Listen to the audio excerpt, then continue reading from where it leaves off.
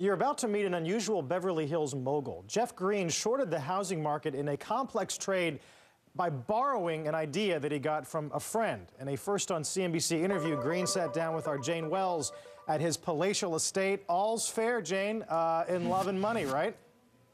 Well, that's what Jeff Green says. If we only knew then, Carl, what we know now about housing, Jeff Green saw it coming, and he made a killing. The only thing original in this entry is the floor. Jeff Green is redecorating his 40,000 square foot Beverly Hills mansion. He got married here. Mike Tyson was the best man. What a change for the working class kid who worked his way through Johns Hopkins selling circus tickets over the phone. I saved up $100,000. Just doing that?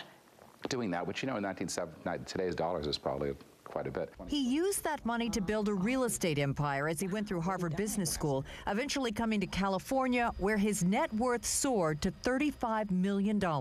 And then, of course, we hit the crash in the early 90s. Green nearly lost it all, but held on, grew his holdings of apartment and office buildings, yet started to panic a few years ago. Having been in this bad cycle in the early 90s, I mean, I saw how things can quickly change. He asked a friend, hedge fund manager John Paulson, for ideas on hedging housing. Paulson told him he was starting a fund to short subprime bonds, a complex trade that Green decided to try on his own. He said, you won't be able to do it. It's not an individual trade for individuals. You won't get approved. Green tried anyhow, scouring individual mortgage-backed bonds, looking to short through credit default swaps, bonds filled with loans from states like Florida and California, or where borrowers did not have to prove income. He convinced Merrill Lynch and J.P. Morgan to let him do it. I had to put up what they perceived to be the most I could lose, which was 5 to 6% of the notional amount of the bonds. What kind of money are we talking about? Do you remember?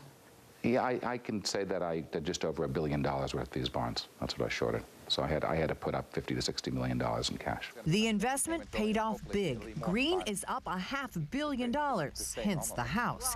He's made history as an individual investor, but he hasn't forgotten who did not let him make the trade.